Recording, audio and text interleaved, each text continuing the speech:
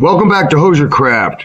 I'm Joe, and today we're going to have another discussion about recovery, especially along with my PTSD recovery journey. We're going to be talking about recreational therapy, or the joy in recovery, because it's not all hard work. It is about learning to live again and enjoy life and have a purpose. So that's a little bit of what I'm going to talk about to you, and hopefully I hear back from you talking to me. So let's get into it.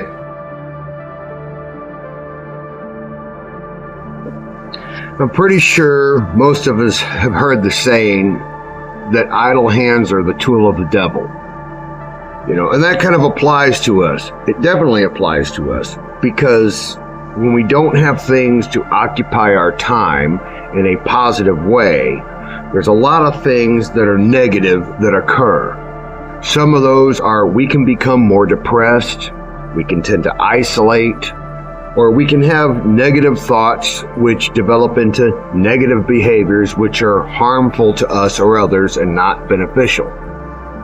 So one of the ideas behind recreational therapy sometimes requires an adjustment of our attitudes. And it's not just about filling up time. It's about doing something which is useful to us and preferably enjoyable. Maybe housework isn't enjoyable, but it's a good use of time. So let me talk to you a little bit about my experience when it comes to coming to this facility here where I'm doing an inpatient recovery. Okay. Recreational therapy can be done inpatient, outpatient, or just at home. It's just a title for doing things that are considered creative or recreational. So when I got here, of course, I'm a blacksmith. I don't know if you know that. If you've watched any of my other videos, I've probably talked about it here and there. I've got a lot of craftsmanship, hence the name of the channel, Hosercraft, HOSIERCRAFT, because I'm a craftsman. I do blacksmithing, leatherworking, and all kinds of other stuff, carpentry, plumbing, etc., etc., etc. All right, so I get here and start looking through the recreational therapy stuff they got. I'm like, man, I need a anvil and a forge and some material and a hammer so I can get to work doing the stuff I know. Well, obviously, this place, they have a lot of people who are not necessarily emotionally or mentally fully stable yet. They're in a position in their life where they need to learn and grow to become better people, and it's a safety issue with something like that, because a lot of the crafts I do have elements of danger. Okay, you're talking about with a forge weld, that's hot enough to melt steel. Okay, so obviously they're not going to be wanting to deal with any kind of fire hazards or injury hazards or any of that. So I had to say, okay, well, look around. Well, one of the things I was able to find is some ceramic work. I mean, it's a craft I have an interest in. I don't have a ceramic working stuff in my personal shop at this time, but it's something I had an interest in, and I took an opportunity and started doing that. And I've got a couple images in here I could show you of a stein I'm working on, which I can use as a coffee cup instead of a teeny one. I can make a nice big one, which kind of ties into my heritage and stuff like that. So that's the beginning of what I want to talk about with recreational therapy. And it's not just about doing art, it's also about finding a purpose.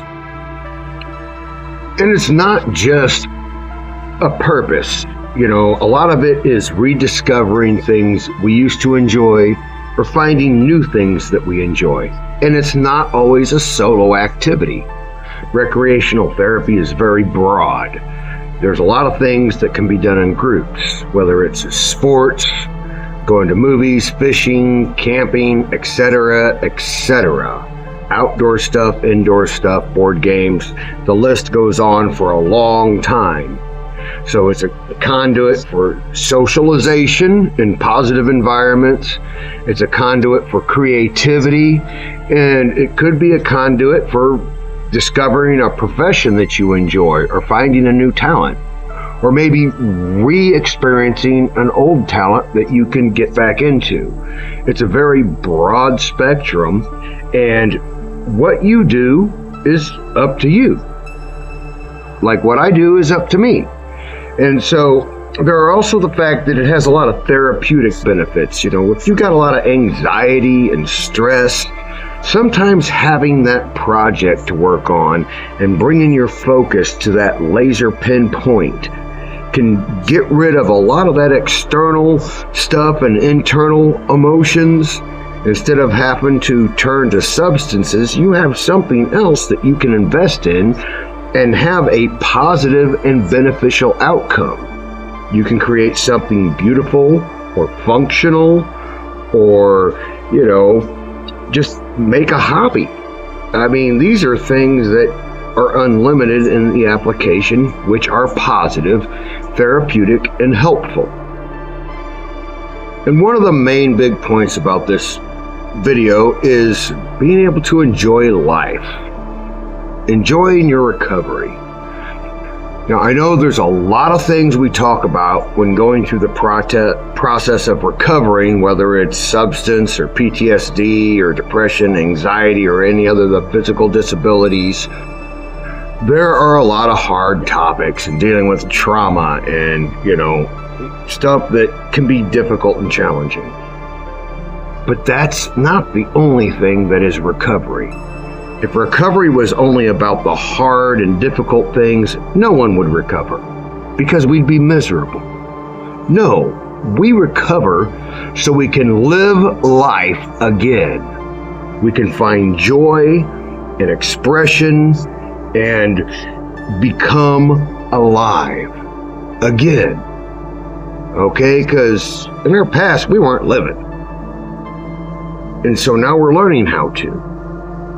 And enjoyment and doing things that give us a sense of achievement and accomplishment is a very important part of feeling good. And we want to feel good. And we can. And that's what this video is about. It's not all hard work. We can do stuff together, or we can do stuff by ourselves. But in essence, we can become a more free and joyous individual. Thank you once again for following me along on my PTSD recovery on Hosier Craft. And, you know, if this is your first time, welcome. If you're a repeat customer, thanks for coming back. You already know the spiel. If you want to keep watching my videos, make sure you subscribe and ring the bell. That way you know when I put out new content.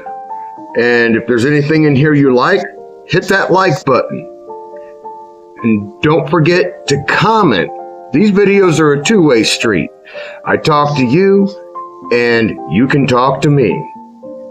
And don't forget, if there's anybody out there that can use this information for their benefit, please share and share again. I would really love it. So until next time, I will see you again on Hosier Craft.